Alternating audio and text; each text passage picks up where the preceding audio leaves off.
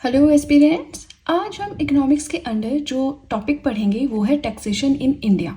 हम पढ़ते हैं ना कि टैक्सेस क्या है, इनकम टैक्स क्या है, डायरेक्ट टैक्स क्या है, इनडायरेक्ट टैक्स क्या है। तो ये सब चीज़ें हमें आज पढ़नी है, राइट। तो सबसे पहले यहाँ पे एक इंट्रोडक्शन है, एक इंडेक्स टाइप है कि हमें पढ़ना क्या क्या है। सबसे पहले हम कंसेप्ट समझेंगे कि टैक्स है क्या, क्यों लगाया जाता है, गवर्नमेंट को इससे क्या फ़ायदा होता है।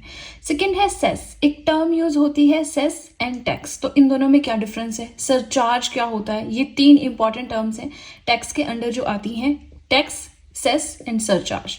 फोर्थ पॉइंट हम पढ़ेंगे क्लासिफिकेशन ऑफ टैक्सेस, यानी टैक्सेस को हम कैसे क्लासिफाई कर सकते हैं। तो डायरेक्ट एंड इनडायरेक्ट इन दो टाइप्स में हम डिवाइड करते हैं। And then GST, goods and services tax क्या है, इसके ऊपर एक हम टॉपिक पढ़ेंगे। तो इस तरह से देखिए, ये कंप्लीट टॉपिक एक वीडियो में पढ़ना तो पॉसिबल नहीं है, इसलिए इसे 3 पार्ट्स में मैं डिस्कस करूंगी। आज के पार्ट में हम पढ़ेंगे कंसेप्ट, सेस, सरचार्ज क्या होता है, ये सब कुछ। फिर नेक्स्ट वीडियो में क्लासिफिकेशन पढ़ेंगे, राइट। तो देखिए, सबसे पहले स्टार्ट करते हैं कि टैक्सेशन क्या होता है। अब देखिए, इसको हम थोड़ा सा एग्जाम्पल से समझेंगे। ध्यान से सुनिएगा, आप वैसे ही नोट्स को स्क्रीनशॉट लेके पढ़ते हैं आपको कुछ समझ नहीं आएगा। आपको इकोनॉमिक्स एक अंडरस्टैंडिंग वाला सब्जेक्ट है, तो आपको वैसे ही समझना पड़ेगा ना। टैक्सेस की क्या जरूरत है, government has to run the country, government has to provide subsidised facilities, so they need funds for that. सरकार को पूरा का पूरा देश चलाना है, सरकार को सब्सिडाइज्ड फैसिलिटीज, जैसे कि एजुकेशन, हम पढ़ते हैं ना कि फ्री एंड कंपलसरी एजुकेशन है। हम जाते हैं पीडीएस में, जाते हैं पब्लिक डिस्ट्रीब्यूशन सिस्टम समझते हैं, फेयर प्राइस शॉप्स में जाते हैं, वहां हमें वीट, राइस बहुत ही कम दाम पे मिलता है, और भी बहुत सारी फैसिलिटीज हैं। तो वो सब सरकार पब्लिक को प्रोवाइड करवाती है, लेकिन उसके बदले में सरकार भी तो हमसे कुछ चाहती है। सरकार पैसा कहाँ से लाएगी इन सब चीज़ों के लिए। फ्री एजुकेशन है, अच्छे रोड्स बन रहे हैं, रोड्स की टाइम टू टाइम मुरम्मत हो रही है, इलेक्ट्रिसिटी कुछ स्टेट्स में फ्री है। तो इन सब चीज़ों के लिए सरकार पैसा कहाँ से लाएगी, सरकार को कुछ सोर्स भी तो चाहिए इनकम का। तो जब हम टैक्स प्रोवाइड करवाते हैं तो वो as a source of income है सरकार के लिए। उसी पैसे को, उसी टैक्स को सरकार यूज करती है अलग अलग जगह पे डेवलपमेंट के लिए। अब देखिए, स्टेप बाय स्टेप समझेंगे, बहुत अच्छे से आपको समझ आएगा। कंसेप्ट की हम बात करें, so it is a source of revenue for the government. क्या है टैक्स, एक रेवेन्यू का सोर्स है। जैसे हम क्या करते हैं, नौकरी पे जाते हैं, आते हैं, तो वो हमारा रेवेन्यू सोर्स है, जहां से हमें पैसा आता है, उस पैसे से हम अपनी जो भी जरूरतें हैं वो पूरी करते हैं, राइट। तो वैसा ही टैक्स के साथ होता है। टैक्स जो है एक रेवेन्यू का सोर्स है सरकार के लिए। It is an instrument use to garner resources. सरकार लोगों को कुछ रिसोर्सेज प्रोवाइड करवाने के लिए टैक्स लेती है। जैसे कि आपने देखा है, आपको फ्री एजुकेशन मिल रही है, तो लेकिन उसमें खर्चा तो हो रहा है ना सरकार का। जो टीचर है उसको सैलरी जा रही है, वहां पे बिल्डिंग बनी हुई है, इलेक्ट्रिसिटी चार्जेस हैं, आपको बुक्स फ्री मिलती हैं स्कूल लेवल पे, सरकारी स्कूल्स में। तो ये जस्ट एक एग्जाम्पल है ना। तो इस तरह से रिसोर्सेज प्रोवाइड करवाने के लिए सरकार को पैसा चाहिए, तो वो वैसा एक इंस्ट्रूमेंट है tax. Now these resources are then used by government to make expenditure. पहले सरकार हमसे टैक्स लेती है, अलग अलग फॉर्म में, डायरेक्ट है, इनडायरेक्ट है। ये क्लासिफिकेशन जो है नेक्स्ट वीडियो में पढ़ेंगे। आज हम सिर्फ कंसेप्ट पढ़ेंगे, सेस और सरचार्ज क्या है वो पढ़ेंगे, ठीक है। नाउ जब गवर्नमेंट हमसे टैक्स लेती है, ठीक है, तो उन टैक्सेस, जो टैक्स का अमाउंट होता है उसे लोगों पे ही खर्च करती है, उन्हें अलग अलग फैसिलिटीज देके, ठीक है। It can be used as a tool to control inflation. Inflation क्या होता है, महंगाई। महंगाई को कंट्रोल करने के लिए भी हम टैक्स को एज अ टूल ले सकते हैं। अब इस चीज का क्या मतलब है, देखिए, अब थोड़ा सा ये वाला पॉइंट है, इसको हम यहाँ पे डिस्कस करेंगे, राइट। नाउ इन्फ्लेशन क्या होता है, महंगाई। When there is more money in the hands of people, जब क्या होता है, लोगों के पास बहुत ज़्यादा पैसा है। इसका मैं आपको एग्जांपल देती हूँ। अगर आज की डेट में बात करें, जो ज़मीन का रेट है वो बहुत ज़्यादा बढ़ गया है। हर एक चीज़ का रेट बहुत ज़्यादा बढ़ गया है। ऐसा क्यों है, क्योंकि लोगों के पास पैसा बहुत है। पैसा बहुत क्यों है, क्योंकि जो उनके बिजनेसेस हैं, शॉप्स हैं, हर एक चीज़ चल रही है। देखिए, जो सरकारी एम्प्लॉय होता है उसके पास तो पैसा होता है लिमिटेड। क्यों, उसको पता है कि महीने का 50,000 आना है, 40,000, जितना भी आना है, तो उसमें से अपना किराया, बच्चों की एजुकेशन, अपना खर्चा, खाना पीना, रहना, सब काट कटा के बहुत कम पैसा बचता है। लेकिन जो बिजनेसमैन होते हैं उन्हें अलग अलग सोर्सेज से इनकम आती है, और वो थोड़ा सा बीच में धांधली भी कर देते हैं, ज़्यादा नहीं वो अपनी इनकम शो करते हैं। तो इस तरह से क्या है कि अब हमारी सोसाइटी में लोगों के पास पैसा बहुत ज़्यादा हो गया। अब देखिए, इन्फ्लेशन बिल्कुल अलग चीज़ है, हम पढ़ भी चुके हैं, ठीक है। तो हम यहाँ इन्फ्लेशन नहीं पढ़ रहे हैं, हम ये पढ़ रहे हैं कि हम टैक्स को कैसे यूज कर सकते हैं as a tool to control inflation. बहुत ही इंपॉर्टेंट पॉइंट है ये, ठीक है, मेंस पर्सपेक्टिव से बहुत इंपॉर्टेंट है। नाउ इन्फ्लेशन का मतलब होता है जब लोगों के पास पैसा बहुत ज़्यादा है। अब सरकार को क्या करना है, टेक आउट, वो पैसा खींचना है लोगों से, ठीक है, ताकि लोगों के पास, क्योंकि अगर पैसा बहुत होगा तो महंगाई बहुत ज़्यादा हो जाएगी, है ना। हमने क्या करना है, महंगाई को एज ए टूल, महंगाई को रोकने के लिए एज ए टूल यूज़ करना है टैक्स को। तो अब पैसा लोगों के हाथ से लेना है, तो कैसे लेगी सरकार, गवर्नमेंट इंक्रीजेज द प्राइजेस, हर एक चीज़ का रेट बढ़ा देगी। जैसे फॉर एग्जाम्पल एज्यूम कोई 100 रुपीज़ की चीज़ है, उस पर 10% टैक्स है, तो अब जो पर्सन है उसके पास कितने रुपीस बच गए हाथ में खर्च करने के लिए, 90 रुपीज़, क्योंकि 10% तो वो टैक्स दे रहे हैं, ठीक है। अब वैसे ही सरकार क्या करेगी, लोगों के पास पैसा बहुत ज़्यादा आ रखा है, तो उसी 100 रुपीज़ पे जो अपना टैक्सेशन सिस्टम है, जो टैक्स परसेंटेज है, वो इंक्रीज कर देगी, 13% कर देगी। तो 100 रुपये की चीज़ पे इंसान 13% टैक्स दे रहा है, मतलब उसके पास सिर्फ 87 रुपीज़ बचते हैं खर्च करने के लिए।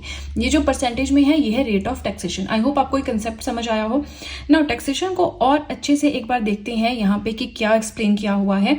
थोड़ा सा इसको डेफिनेशन फॉर्म में लिखा है that it is a legal fee और financial charge levied by the government और एन इंडिविजुअल और एन ऑर्गेनाइजेशन। अब टैक्सेशन क्या है, एक फीस है, एक पैसा, एक अमाउंट है, एक रुपी मतलब अमाउंट है, ठीक है, जो सरकार लगाती है किसके ऊपर, किसी भी इंडिविजुअल या किसी भी ऑर्गेनाइजेशन के ऊपर। ये हो गया हमारा टैक्स, ठीक है।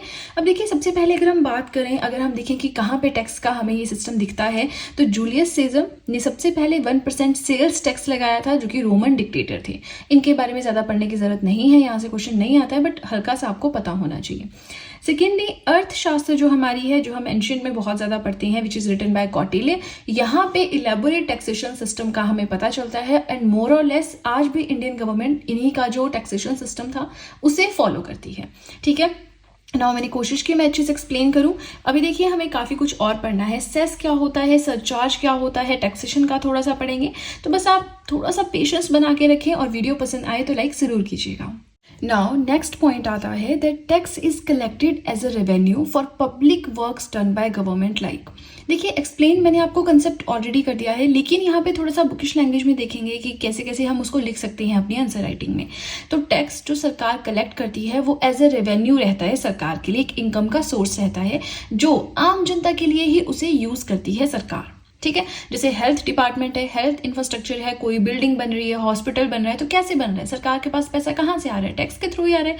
एजुकेशन में यूज होता है, एजुकेशन का मैंने आपको अच्छे से समझाया। ट्रांसपोर्ट सर्विसेज जी फ्री, ये ट्रेन चल रही है वुमेन के लिए फ्री होगा, बसेस में देखिए आप वुमेन के लिए यहाँ पे फ्री होगा, उस स्टेट में फ्री होगा, पढ़ते हैं ना हम। Bridges construction, yes, under water tunnel बन रही है, ब्रिजेस पुल बन रहे हैं, 4 लेन पुल बन रहे हैं, इस तरह से ब्रिजेस का हम पढ़ते हैं। तो सरकार जो है टैक्स को एज ए रेवेन्यू कंसीडर करती है और उसे आम जनता के भले के लिए ही यूज करती है। हाँ नो डाउट करप्शन भी होती है, बीच में बहुत कुछ धांधली होती है, but that is completely a separate thing, उसको हमें यहाँ पे मिक्स नहीं करना है। Now imposes a financial obligation on it's citizens. जो ये टैक्सेशन सिस्टम है, ये जो आम आदमी है, नागरिक है देश का, उसके ऊपर एक फाइनेंशियल लेवल पे ऑब्लिगेशन, उसकी एक ड्यूटी है टैक्स पे करना, ठीक है, उसके ऊपर एक ऑब्लिगेशन आ जाती है। ना यहाँ पे हम 2 आर्टिकल्स एंड कॉन्स्टिट्यूशनल अमेंडमेंट पढ़ेंगे, एक जो कि टैक्स से डील करता है। तो ये दोनों बहुत ही ज्यादा इंपॉर्टेंट है। वैसे मैं आपको पॉलिटी थ्रू एम लक्ष्मीकांत पढ़ाऊंगी, वहां पे इन आर्टिकल्स को बहुत अच्छे से डिस्कस करेंगे जैसे जैसे बुक में चलता है।